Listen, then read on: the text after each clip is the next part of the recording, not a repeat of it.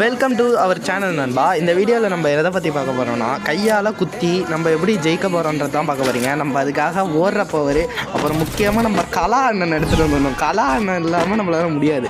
கலா அண்ணன் spider character முக்கியம். நம்ம B2Kக்கே டஃப் கொடுக்குற மாதிரி ஸ்ட்ராட்டஜிலாம் நிறையவே யூஸ் பண்ணுவோம். அந்த ஸ்ட்ராட்டஜியை வச்சு போடலான்னு பார்த்தா இவன் நம்மளுக்கு ஸ்ட்ராட்டஜியை போட்டு ஃப்ளாஷ் கிரனேட் தூக்கி போடுறான். இவன் நம்ம போய் எனிமிகிட்ட ஸ்பைடரை விட்றானா, அவன் என்கிட்ட ஸ்பைடரை விட்றான். கேட்டால் உங்கள்கிட்ட எனிமி காட்டணுன்றான். இந்த இவரை பார்த்துங்க ஃப்ரெண்ட்ஸ், இவர் பார்க்க தான் ஆஃப்லைன் மாதிரி இருக்காரு, ஆனால் இவர் ஒரு நிஜத்தில் ஒரு ஆன்லைன். இப்போ பாருங்கள் ஃப்ரெண்ட்ஸ், ஃபஸ்ட்டு ரவுண்டு கூட நான் ஏதோ ஆஃப்லைனு சுட தெரியாமல் சொல்கிறாரு அப்படி இப்படின்னு நினச்சேன். இவர் ஒரு ஸ்டார் பிளேயரு. எப்போ ஸ்பைடரில் பிடிச்சாலும் தச்சுயா அவளை ஓடாமல் நிற்கவே மாட்டார். ஸ்பைடர் பிடிச்சாலே தச்சுயா தான். ஃபஸ்ட்டு ரவுண்டை அடிச்சுட்டு அமௌண்ட் பண்ணுறது ஒரு குத்தமாடா, துரத்தி அடிக்கிறான் அவன் தச்சுயா. சரின்னு நான் ஸ்ட்ராட்டஜி யூஸ் பண்ணலான்னு யூஸ் பண்ணேன், ஆனால் அது எனக்கே ரிப்பீட் ஆகிட்டு. கண்ணும் தெரியல, ஒன்றும் புரியல, சொல்ல தெரியல, போட்டு கொளுத்தி எரிஞ்சுட்டான் என்னைய. எப்படியோ ஸ்பைடரில் பிடிச்சாச்சு. குத்தலான்னு போனால் அவன் ரொம்ப அடிக்கிறான், ஆனால் தலை சாட்டாக அடிச்சு கொண்டு சாவடிச்சாச்சு. ஆனால் இந்த மக்களே இவர் ஏன் ஸ்பைடரை வேஸ்ட் பண்ணுறதுன்னு தெரில. முதலே சொன்னேன்னா அவர் இப்போ ஆஃப்லைன் மாதிரி நிற்பார். நான் கூட நின்று பார்ப்பேன் எனிமி சுற்றுவாரோன்னு. கடைசியில் பார்த்தா ஆஃப்லைன் மாதிரி இருப்பார்.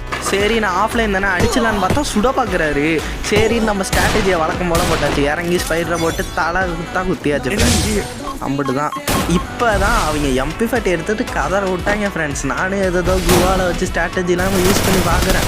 அவன் அடுத்தது ஃப்ளாஷ் பாம்பு அது இதுன்னு அள்ளி வீசி கொளுத்துன்னு கொளுத்தி எறிகிறாங்க ஃப்ரெண்ட்ஸ். நானும் மெடிக்கெட்டை போட்டு பார்க்குறேன், நம்ம ஆளை காணும். எங்கடான்னு கேட்டால் செத்துட்டேன்வான். நானும் எடுத்து செத்துட்டேன் ஃப்ரெண்ட்ஸ். இந்த ரவுண்டில் நம்ம பிளேயரும் ஆஃப்லைன் பிளேயரும் செத்து போயிடுவார். இவர் கூட நான் 1v1 விளாண்டே ஆகணும். அதுவும் ஃபிஸ்ட் ஒன்லி தான். அதனால் நான் சுடவும் மாட்டேன்.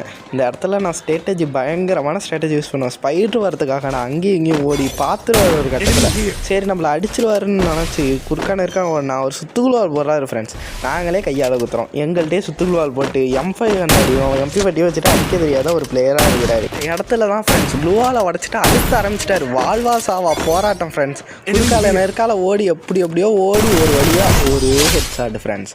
இந்த வீடியோ பிடிச்சிருந்தா மறக்காமல் சப்ஸ்கிரைப் பண்ணிட்டு நம்ம சேனல் லைக் பண்ணுங்கள்.